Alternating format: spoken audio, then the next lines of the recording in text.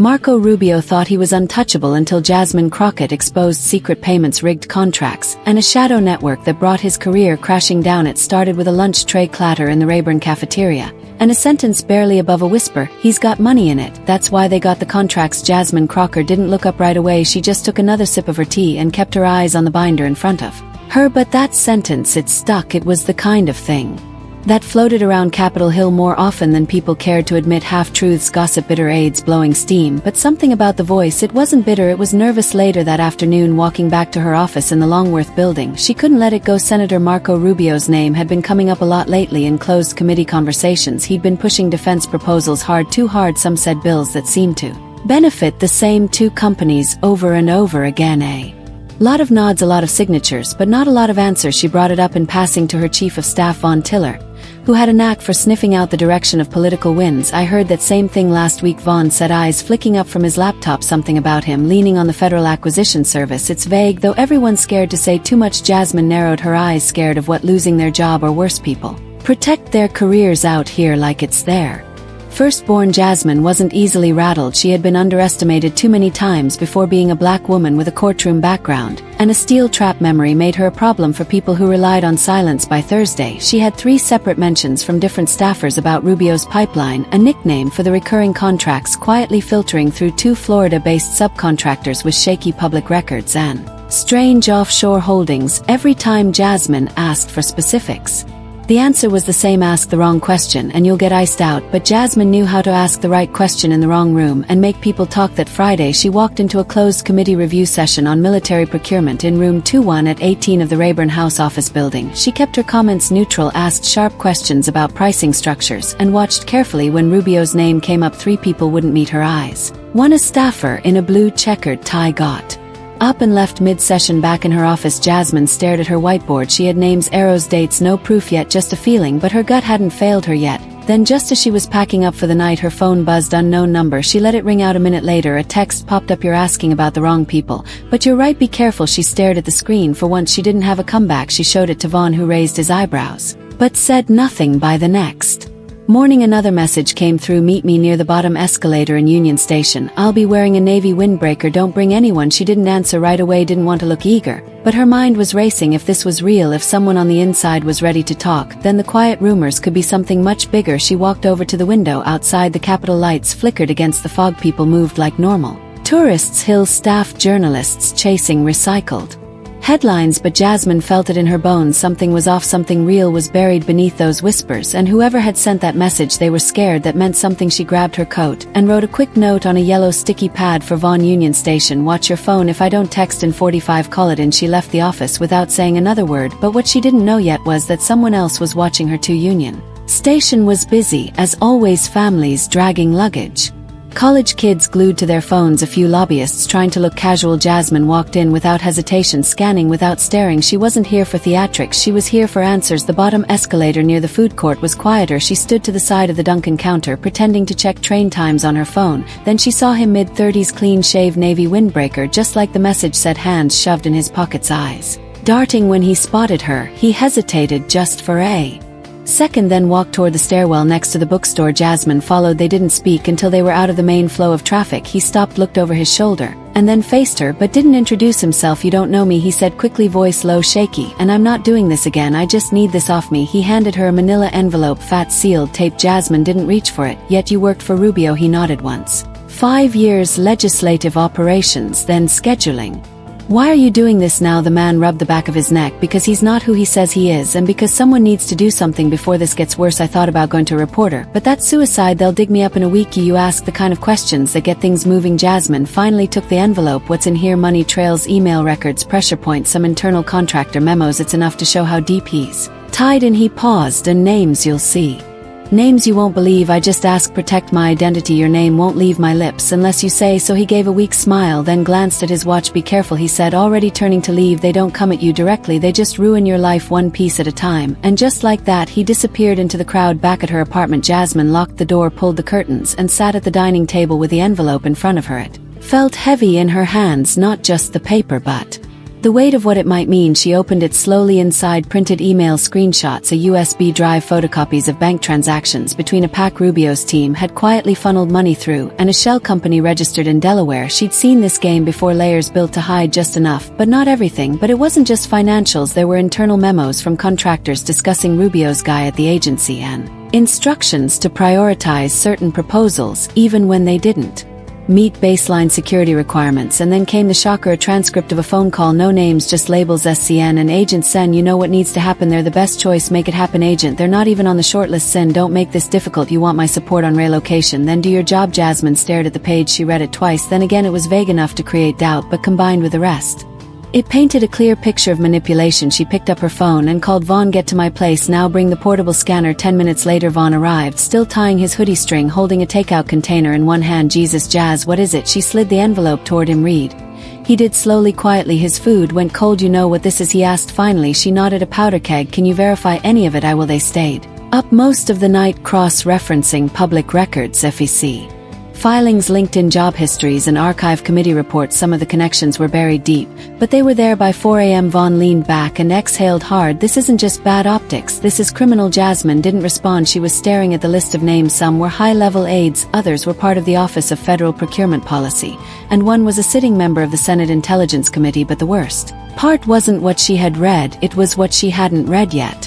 On that USB drive, Jasmine didn't sleep that night, neither did Vaughn. They worked in shifts, eyes dry, fingers stiff from scrolling and typing. The USB drive held folders, neatly labeled ones containing months of encrypted message logs, meeting itineraries, and digital bank statements linked to off-the-books consulting bonuses. It wasn't just Rubio anymore. There were at least 4 government officials indirectly connected to companies that Rubio had championed during budget sessions. Some names weren't surprising, others sent a chill down her spine. People she'd passed in the hallways, smiled at in briefings, even exchanged holiday cards with. And then there was CM, a name that kept popping up in internal chat logs between execs at Havenwell Dynamics, a mid-sized defense firm in Tampa. Always vague, always careful. CM says push the delivery through before oversight asks questions. CM wants a face-to-face with R before the next committee meeting at 6 a.m. Vaughn finally leaned back and let out a low whistle. This is national level dirty, he said, and you're gonna be walking straight into it. Jasmine nodded, slowly scrolling through one particularly damning email chain. They built this like a maze, intentional misdirection, fake LLC's donations routed through education grants. It's smart, but not airtight. She paused at an email from a PAC director to a Rubio staffer. Subject line winter push. Inside, a short but pointed sentence: make sure the friendly faces at the agency clear the board before January. HW can't lose that contract, not after all the grease. Vaughn looked over her shoulder. That's your smoking gun, and we're not even halfway through this mess. But before she could reply, her phone rang. Unlisted number again. She answered. Ready this time? You got it, said the same voice from Union Station. Good, but they're watching now. You're on a list. You need to be smart. What do you want from me? Jasmine asked, not hiding her frustration. Just truth. I gave you more than I ever planned to, but once it's out, you're on your own. You think I'm scared of that? He hesitated. You should be. The line went dead. Jasmine's first instinct was to go public, leak it to a trusted outlet, force the conversation. But this needed more than headlines. If she rushed it, they'd spin it as rumor. The only way this stuck was through the right channels, the right timing, and airtight facts. She decided to loop in someone who owed her a favor. That afternoon she met with Representative Lowell Ingram from Colorado Springs, a Republican with a track record for integrity and zero tolerance for backroom deals. They'd clashed on policy before, but respected each other's methods. They met at a private lounge inside the Library of Congress. Quiet, no cameras, off the radar. She laid it out in stages. First the documents, then the emails, then the audio transcript. Ingram barely blinked. This is real? He asked after a long pause. As real as it gets, Jasmine said, and I need bipartisan support if I'm going to bring this forward without getting steamrolled. Ingram scratched his chin, then looked her in the eye. You're risking your whole career. She didn't flinch. And what's it worth if I sit on this? He nodded. Once you'll have my voice, and I'll bring 2 others who won't fold under pressure. Back in her office, Jasmine scanned every file, every page. Vaughn prepared encrypted backups and stored them on separate drives. They knew they were being watched now. A black SUV had circled the block twice. A strange call came to the front desk asking if Raphael's croquet was traveling this weekend. They didn't panic, but they adjusted. Every copy was printed and hidden in different places. One went in a fireproof box in Vaughn's cousin's garage in Bethesda. Another went with a trusted friend from law school in Pittsburgh. A third was mailed, sealed, certified, and lawyer stamped to a private investigative firm in San Diego with instructions to open only if Jasmine failed to make contact within 2 weeks. She wasn't naive. She knew how quickly people in D.C. could vanish reputationally or literally, and yet through all the tension one thing stayed clear: this wasn't about a political win, it was about exposing rot. But the real test wasn't collecting the truth, it was deciding when to say it out loud. The next Monday broke gray and humid, but inside the Capitol the air felt sharper than usual. Jasmine slipped through the side entrance before sunrise carrying a leather folio packed with fresh printouts. Vaughn tailed her earbuds in whisper, reading a checklist of tasks: verify timestamps, cross-match wire transfers, prep encrypted thumb drive for secure drop at 7:05:00 am. In a windowless conference room, Representative Lengel arrived with 2 colleagues.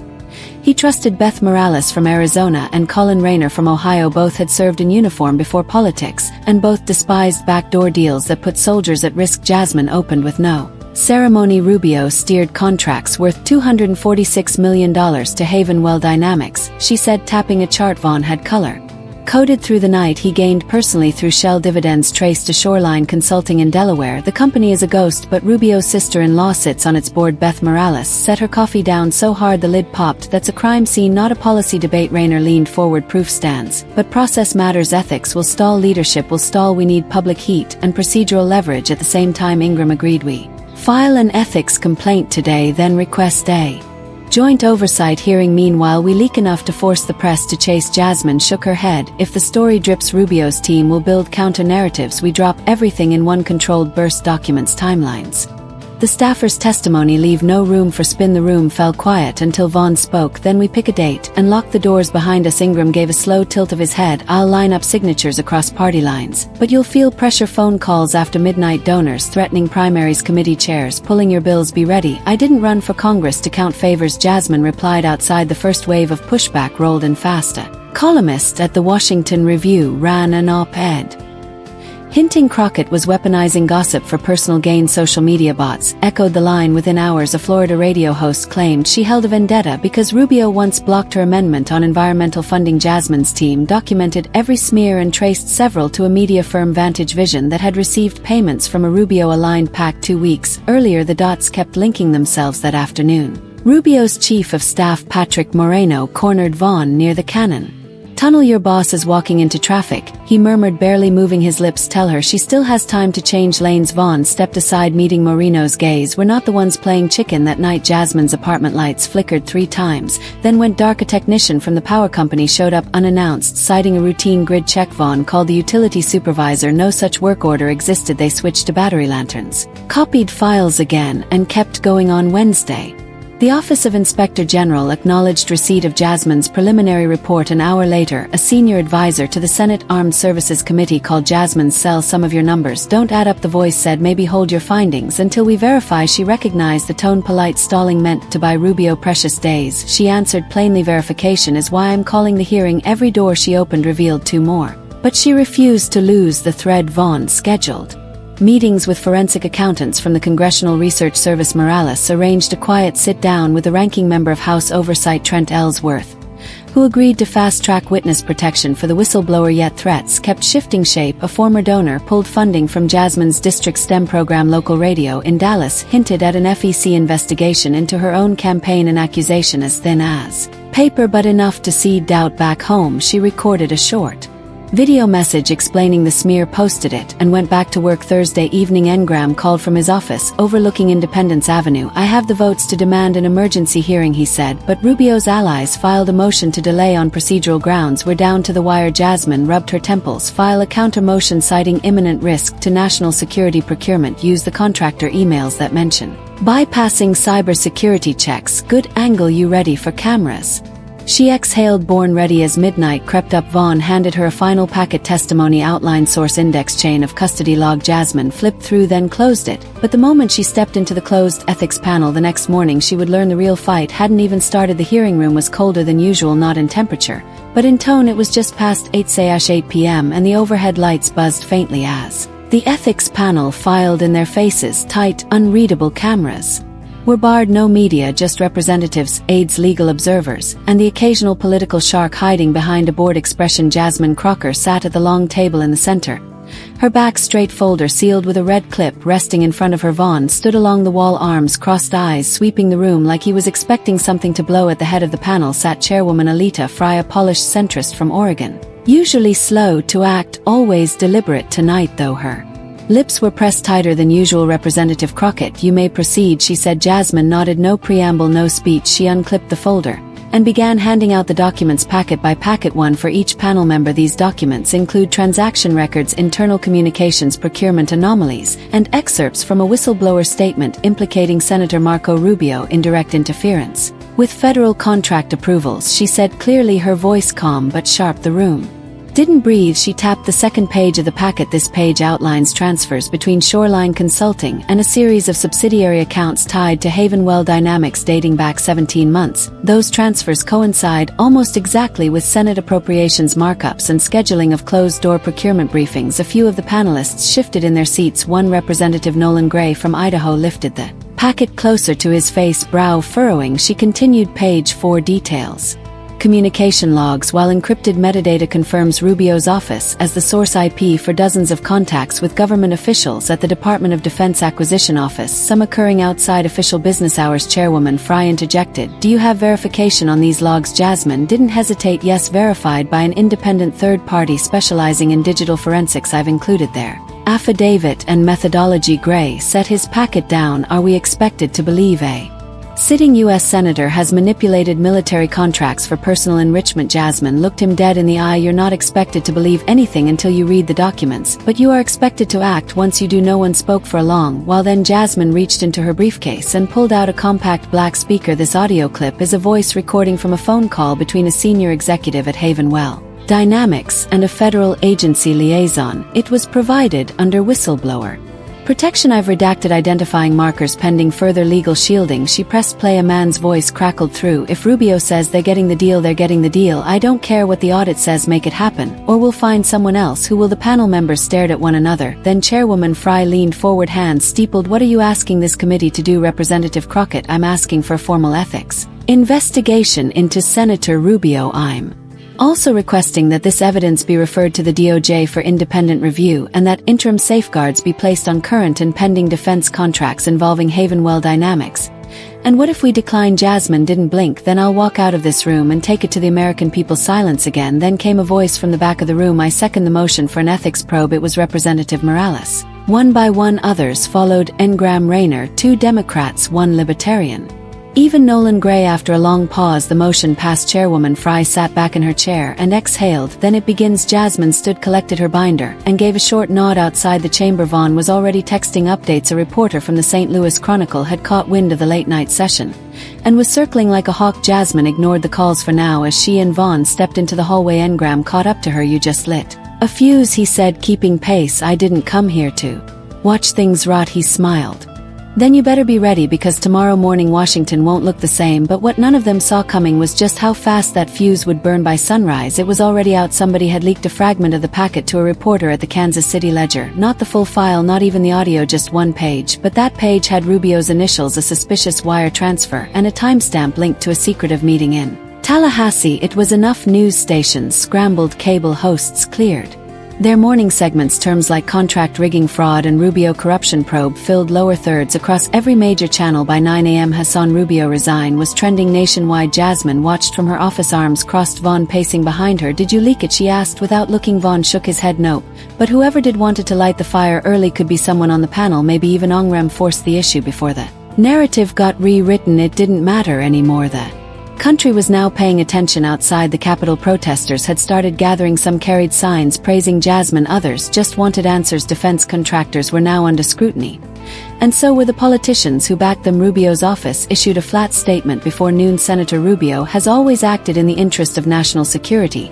and the American taxpayer. Any implication otherwise is a partisan distraction. We will cooperate fully. It was too little too late. Jasmine took a deep breath and agreed to appear live that evening on PBS NewsHour. She didn't grandstand, she didn't smile. She wore a navy blazer and kept her voice even. I'm not here to punish anyone, she said. I'm here to protect the integrity of the public trust. If people in power are abusing their positions to get rich while risking national security, we owe it to the people who elected us to stop it. The anchor leaned forward. Are you afraid this could backfire, that the political system will close ranks to Protect one of its own. Jasmine didn't hesitate. Then let them. We'll see how long they last under the weight of the truth. The clip went viral that night. Vaughn had to sift through hundreds of interview requests. Meanwhile, Rubio vanished. No appearances, no comments. His team offered vague explanations. Travel by a medical leave, security reassessment. But Capital insiders knew the truth. His allies were scrambling and Jasmine's office line rang with a mix of hate and praise, threats from anonymous numbers, voicemails of support from voters in places she'd never even visited. Late that night, a man named Dwight Alton, former procurement officer with the Defense Department, called Vaughn from a burner phone. Said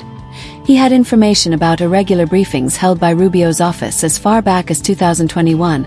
He was ready to talk, but only to Jasmine. They set a meeting for the next day in Fredericksburg, Virginia, neutral ground, out of the spotlight. But before Jasmine could leave the office, Vaughn stepped in with a strange look on his face. "You're gonna want to see this," he said. He handed her a printout of a new article just published. Senator Rubio under formal investigation, facing possible expulsion. She read it twice. The panel didn't wait. Vaughn said they voted to refer it to the ethics subcommittee in DOJ. "You shook the hill, Jazz, and now it's rolling." But Jasmine didn't celebrate, not yet, because she knew how fast Washington could change its tune. Support was real, but so was fear. People wanted to be on the right side of history, but they also wanted job security, donations, and soft landings. And the whispers had started again. Not about Rubio this time, about her. "She's too ambitious. She wants his seat. She's dangerous." Jasmine stared out her office window. Capitol dome glowing in the dark. "They'll say I'm trying to build a brand," she said. Vaughn shrugged. "Let them talk. Truth doesn't need a PR team." But what they didn't know was that another name, someone higher up, was about to break through the surface, and it would make Rubio look small in comparison. The chamber was full, but quieter than usual. C-SPAN's live feed caught everything: the nervous tapping of pens, the silent stares exchanged across party lines, the way Rubio's name hung in the air like a question no one wanted to answer. A resolution had been drafted overnight by Chairwoman Fry, formally calling for the Senate to vote on Marco Rubio's expulsion. It hadn't happened in over a century. As Jasmine sat in the gallery above, surrounded by a few close aides and guarded by two plainclothes officers, she kept her hands clasped in her lap. No gloating, no smiles, just stillness. She'd done her part. Now the system had to decide whether it still worked. Down on the floor, Senator Reed Carlton from Michigan took the mic. "Colleagues," he began, voice firm, "this is not about politics. This is about betrayal of process, of public trust, and of the very core of what we're supposed to stand for. The evidence is detailed, verified, and undeniable. If we ignore this, we tell every future official that personal profit is a justifiable cost of public service." There were a few quiet claps, a lot of folded arms. Senator Tyler Graves, a moderate from Iowa, stood next. "None of us wants to be here, but the people we represent are watching, and if they see us protect our own at the expense of the truth, then maybe we don't deserve to be here at all." Then silence. Chairperson Merritt called for the roll. It took 6 minutes when the final tally came through: 71 in favor of expulsion, 25 against, 4 abstaining. The room didn't erupt, it didn't cheer, it simply paused. Senator Marco Rubio was no longer a member of the United States Senate. He wasn't in the room to hear it. No one knew where he was. Back in her office, Jasmine watched the announcement stream across 3 networks at once. Vaughn handed her a cup of black coffee and sat across from her, arms resting on his knees. "You did it," he said quietly. "No, we did what we were supposed to," she replied. She hadn't eaten all day, but food could wait. The real weight wasn't the vote, it was what came next: the hearings, the investigations, the ones who helped him, the ones still hiding. As she scrolled through her inbox, a name stood out: CM. There it was again, this time in the subject line of a leaked internal memo from Havenwell's legal counsel: "Prepare briefing for CM, possible liability exposure if Crockett presses forward with phase 2. Vaughn leaned over her shoulder. "You still haven't figured out who that is?" She shook her head. "But they're scared of him, whoever CM is." They were higher up the chain than Rubio. He took orders. They stared at the screen in silence. Then Jasmine picked up her phone and called Lowell Ingram. "We're not done," she said. "I need authorization to continue tracing the money. We missed someone, then we keep going." Ingram answered. "But you know what this means, right?" Jasmine sighed. "They're going to come for me harder now." He didn't disagree. As the sun dipped low, protesters gathered outside once again, but this time not for Rubio. Some chanted her name, some held signs that read "Truth still matters." Others just stood quietly holding up pictures of veterans, teachers, and small business owners, people who suffered when corrupt money lined the wrong pockets. One man approached Jasmine's car as she left. The Capitol security blocked him, but she rolled her window down. He looked about 60, wore a mechanic's uniform, eyes tired, but kind. "I don't know how politics works," he said, "but you did something real. My brother served 2 tours overseas. If even one contract got filled with bad armor to make some guy rich, thank you for stopping that." Jasmine didn't respond right away. She just nodded once and thanked him. She got home late. Vaughn stayed on the phone with Engram, coordinating the next steps. Jasmine sat at her dining table again, the same one where she first opened that Manila envelope, only now it was buried under folders, thumb drives and legal pads filled with names, but somewhere among those names she knew was the real power, the one who never signed anything, never made a call directly, just whispered instructions and moved pieces from the shadows. And Jasmine was getting closer. 2 days after the vote, the Senate chamber still felt shaken. Rubio's name had been removed from office placards, staff badges, invalidated files seized by federal agents. For some, the news cycle was already moving on, but Jasmine wasn't finished. In fact, she was only now stepping into the storm. The whistleblower, the man in the Navy windbreaker, finally agreed to testify under oath. His real name was Elias Brenner, 39 years old, former deputy scheduler and procurement liaison for Rubio's office for years.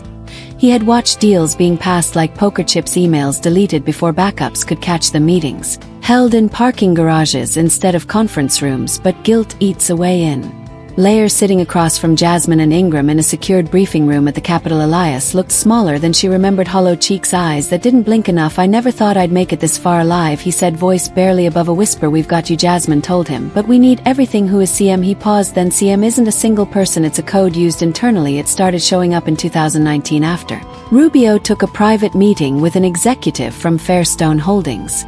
Jasmine furrowed her brow. Fairstone, the conglomerate out of Phoenix. Exactly, Fairstone is the shell, but beneath it it's run by Calvin Marin. The name clicked like a dropped hammer. Calvin Marin, former intelligence contractor turned venture investor, known for slipping through congressional oversight hearings with slick answers and no trail. He'd never held office, never needed to. He controlled data surveillance and private security firms embedded in nearly every government department. "You're telling me Marin was Rubio's handler?" "No, I'm saying Marin was running his own game. Rubio was just the tool." Jasmine leaned back. The room went quiet. They had been so focused on the senator they hadn't looked beyond the hill. Vaughn burst in 5 minutes later, holding a manila folder, his face pale. "We got a problem." He threw the file down on the table. Inside, screenshots of a smear campaign already in motion. Paid articles across smaller online outlets were accusing Jasmine of political retaliation, manufactured evidence even suggesting she had personal ties to Havenwell's competitors. "They're trying to flip the story," Vaughn said. "And guess who owns 3 of these media sites?" "Calvin Marin," Jasmine muttered. Elijah spoke again. "That's how it works. Marin never shows up. He just owns the room you're standing in." It didn't take long. The next morning, Jasmine's inbox was flooded. Reporters asking about fake donations. A fake website popped up with doctored screenshots of wire transfers to her old law firm. A TV pundit accused her of being a plant for the defense lobby. All lies, all fast. But Jasmine stood tall. She posted a video from her office. No makeup, no filters, just her and her voice. "They're trying to bury the truth under noise, but noise doesn't change facts. If you want to know who's really scared right now, look at who's paying to discredit the messenger." The video was shared over 3 million times in 12 hours that afternoon. Engram and Morales returned to her office. DOJ's in Engram said they're opening a formal investigation into Marion's companies and they want access to your files. Jasmine nodded. "Give them everything. I don't want this locked in some subcommittee. I want people to see what unchecked influence looks like." That night something happened that didn't surprise her, but still stung. A longtime ally, Congressman Jace Owen, went on national radio and called Jasmine's investigation a dangerous overreach. "He's scared of what else is in those files." Vaughn said he was on one of the oversight subcommittees in 2020. If Marin had him too. Jasmine didn't finish the thought. She didn't need to. The next morning, Jasmine walked into the oversight committee hearing room and saw Calvin Marin sitting at the end of the table. Perfect suit, silver cufflinks, calm eyes. "No press allowed, just lawmakers and lawyers." He stood when she entered. "Representative Crockett," he said smoothly, "you've stirred quite the reaction." She didn't shake his hand. "I'm not here to stir, I'm here to clean." They sat. Questions began. And Jasmine realized something quickly. Marin was rehearsed, polished. He spoke without a single note, never admitted, never denied. But behind his cool gaze she saw it, fear, not loud but present, like someone who realized maybe too late that this time the wrong person had pulled the string. But Jasmine wasn't going to stop at fear. She was aiming for the truth. And she was closer than ever. The hearing with Calvin Marin didn't end with a bang. It ended with a warning. After 3 hours of carefully worded answers, misdirection, and just enough deniability to dance around perjury, Marion was dismissed, but not before Jasmine asked him one final question. "Mr. Marin," she said, her tone steady, "in your view, should unelected individuals with private business interests have influence over national defense contracts?" He smiled slightly, folding his hands on the table. "In my view, representative efficiency often requires unconventional partnerships." The room didn't react, but the message was clear back in her Office Jasmine sat with Vaughn Morales and a DOJ investigator named Camille Ran who had flown in from California. She was sharp, early 40s, clipped tone, no time for small talk. You've disrupted something larger than any of us imagined, Camille said. We've now got leads tying Marin's holdings to procurement procedures in at least 5 other states, small towns, county defense boards, quiet money flows. This isn't just a Washington problem. Jasmine looked at her notes. It's a national infection, but infections fight back. The next morning, 2 websites tied to Jasmine's campaign were hit with a coordinated cyber attack. Donations halted, staff emails leaked, old legal cases from her defense attorney days, cases already closed and filed, were dug up and fed to right-wing tabloids with twisted headlines. She defended a man accused of assault in 2012. She represented a whistleblower who later vanished. She's anti-military. None of it stuck, but the goal wasn't to make it stick, it was to make people doubt even for a moment. Vaughn paced, her office phone in hand, scrolling. They're trying to drag your name through mud until people forget what this was even about, he said. Death by distortion. Meanwhile, the whistleblower Elias Brenner was placed into protective custody under DOJ orders. A second witness came forward anonymously, this time a former contractor from Marion's cybersecurity firm, claiming files had been wiped clean days before the ethics panel hearing. Too clean, he said in his video affidavit. They erased the servers like they knew what was coming. That doesn't happen unless someone inside tipped them off. At that, Jasmine froze. Someone inside, not just Congress, her team, the staffers they trusted. Someone had fed Marion's camp. It explained the leaks, the fake screenshots, the timing. She brought Vaughn and Morales into her conference room and closed the door. We've got a leak, she said flatly. They reviewed every email log, internal message and meeting note from the last 3 weeks. 2 aides had access to the files. One had worked with her since the campaign. The other, Matthew Cord, had been recommended by a mutual contact in the Transportation Committee. Quiet, smart, always early.